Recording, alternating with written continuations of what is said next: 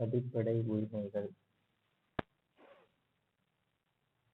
அடிப்படை உரிமைகள் வந்துட்டு இந்திய அரசியலமைப்போட பாகம் 3லையும் சரத்து 12ல இருந்து 35 வரைக்கும் இருக்கு. இதை வந்து மேக்னா கர்த்தா ஆஃப் இந்தியன் கான்ஸ்டியூஷன் அப்படின்னு சொல்லுவோம். மேக்னா கர்த்தா நான் பின்னாடி சொல்றேன். இது வந்துட்டு அமெரிக்காவில இருந்து நம்ம அடிப்படை உரிமைகளை ஃபாலோ பண்ணியிருக்கோம். அடுத்து மொத்தம் வந்துட்டு 6 வகையான உரிமைகள் இருக்கு. இந்திய சுதந்திரம் வாங்கினப்போ 7 வகையான உரிமைகள் இருந்துச்சுங்க. இப்போ ஆனால் 6 வகையான உரிமைகள்லாம் இருக்குது. என்னென்னு பார்ப்போம். சமத்துவ உரிமை, சுதந்திர உரிமை, சுரண்டலுக்கு எதிரான உரிமை, சமயச்சார்பு உரிமை, கல்வி கலாச்சார உரிமை, அரசியல் அமைப்புக்குட்பட்டு தீர்வு காணும் உரிமைன்னு சொல்லிட்டு மொத்தம் 6 உரிமைகள் இருக்கு. அப்படியே ஒன்று என்னன்னு பார்த்துக்கிடுவோம். சட்டத்தின் முன் அனைவரும் சமம் அப்படின்னு சொல்லிட்டு 14. அடுத்தது வந்துட்டு இப்படி பாகுபடுத்துவதை தடை செய்தல். 16 பொது வேலை வாய்ப்புகளில் சம வாய்ப்பு அளித்தல். 17 தீண்டாமையை ஒழித்தல். 18 இராணுவ கல்விசார் பட்டங்களை தவிர மற்ற பட்டங்களை நீக்குதல். சுதந்திர உரிமை, இந்த பேச்சு உரிமை, இந்த மாதிரி உட்படுகிற தொழில் செய்யும் உரிமைன்னு சொல்லிட்டு நிறைய உரிமைகள் இருக்கு. அடுத்து குற்றம் சாட்டப்பட்ட நபர்கள் தண்டனைகளிலிருந்து பாதுகாப்பு பெறும் உரிமை. வாழ்க்கை மற்றும் தனிப்பட்ட சுதந்திரத்திற்கு பாதுகாப்பு பெறும் உரிமை. தொடக்க கல்வி பெறும் உரிமை. சில வழக்குகளில் கைது செய்து தடுப்பு காவலில் வைப்பதற்கு எதிரான பாதுகாப்பு உரிமை. சுரண்டலுக்கு எதிரான உரிமை. இந்த மாதிரி குழந்தைகளை விற்கிறதோ, குழந்தைகள் பெண்கள் எல்லாம் மொத்தமாக சொல்லுவோம். அடுத்தது 24 வந்து குழந்தை தொழிலாளர்கள் முறையை தடுக்கணும் அப்படின்னு சொல்றாங்க. சமய சார்பு, ரிலீஜியனை பின்பற்றவோ பரப்பவோ அவங்களுக்கு உரிமை இருக்கு. அதான் 25ல சொல்றாங்க. 26 வந்துட்டு சமய விரிவாக்கங்களை நிர்வகிக்கும் உரிமை. 27 எந்த ஒரு மதத்தையும் பரப்புவதற்கான உரிமை. பிரிவு 28 மதம் சார்ந்த கல்வி நிலையங்களில் நடைபெறும் வழிபாடு மற்றும் அறிவுரைகளில் கலந்து கொள்ளாமல் இருக்கிறது. கண்டிப்பா நம்ம கலந்துக்கிட்டு தான் ஆகணும் அப்படின்ட்டு இல்லை, கலந்துக்கலாம். ரெண்டுக்குமே கலந்து கொள்ளவும் உரிமை, கலந்து கொள்ளாமல் இருக்கவும் நமக்கு உரிமை இருக்கு.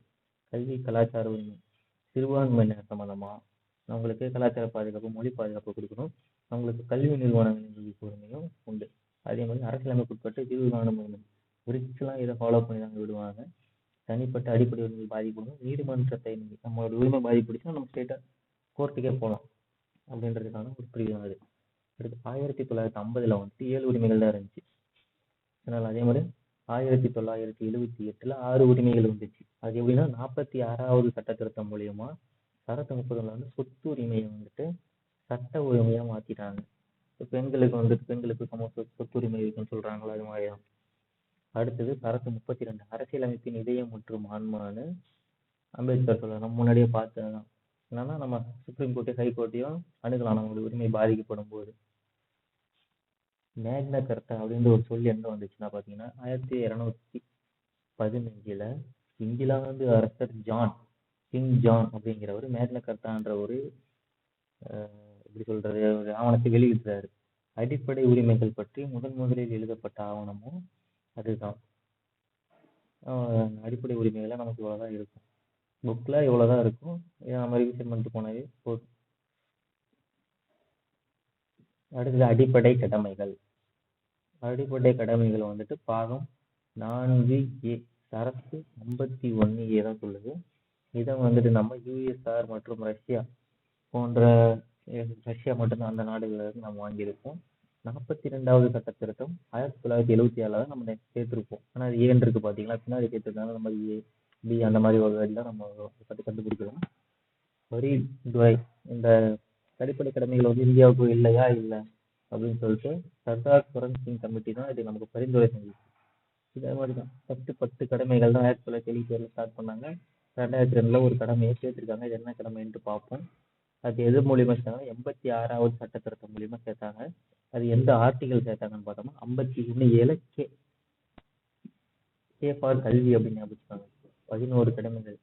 தேசிய கொடி மற்றும் பாடல், இதுலாம் நம்ம வந்துட்டு மரியாதை கொடுக்கணும், எந்திரிச்சு நிக்கணும். இதெல்லாம் நம்மளுடைய கடமைகள் தான். சுதந்திர போராட்ட வீரர்களுக்கு நம்மளுடைய மரியாதைகளை கொடுக்கணும், அதுவும் நம்மளுடைய கடமை தான்.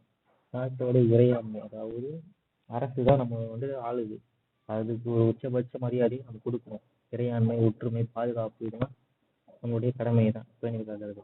தேச பாதுகாப்பு பணி, இப்போ ஆர்மியில இருக்காங்கல்ல அவங்களாம் கடமைகள்லாம் ஆட்டிட்டு இருக்காங்க. நமக்கும் எப்படியாச்சும் அந்த சந்தர்ப்பம்னு சொல்ல முடியாது, அந்த வா- வாய்ப்பு கிடைச்சா நம்ம போய் தான் ஆகணும்.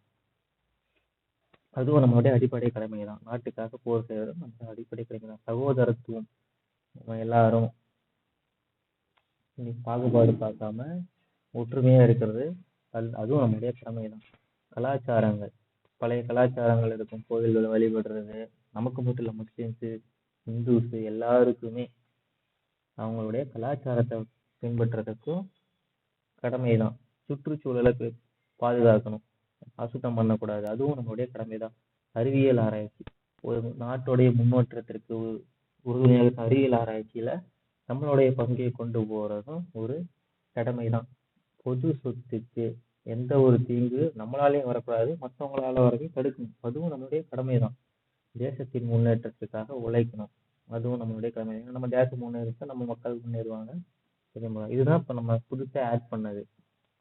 6 முதல் 14 வயதுடையவருக்கு கல்வி, 6 முதல் 11 வயதுடையவருக்கு கல்வி வழங்குறதும் நம்மளுடைய அடிப்படை கடமை. நம்ம பிள்ளைகளுக்கு மட்டும் இல்லைங்க, இந்த ஏஜ் லிமிட்டுக்குள்ள யாரா இருந்தாலும் அவங்களுக்கு எஜுகேஷன் கொடுக்கறது நம்மளுடைய கடமை தான்.